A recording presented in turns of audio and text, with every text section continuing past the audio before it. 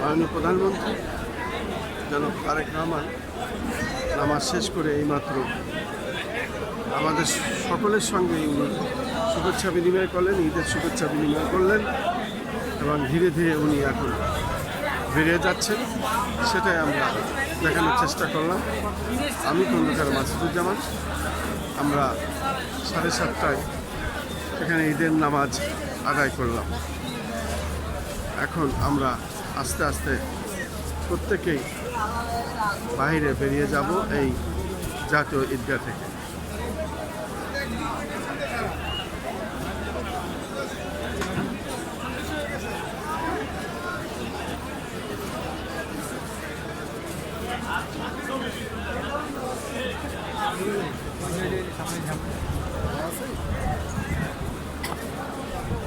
মানুষের প্রচণ্ড ভিড়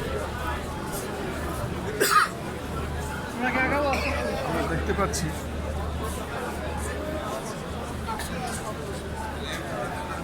এই প্রচণ্ড ভিড়ের মধ্যে আমরা যতটুকু পারি সাধ্যমতো দেখানোর চেষ্টা করলাম এবং সেটাই আমরা প্রচার করে যাচ্ছি।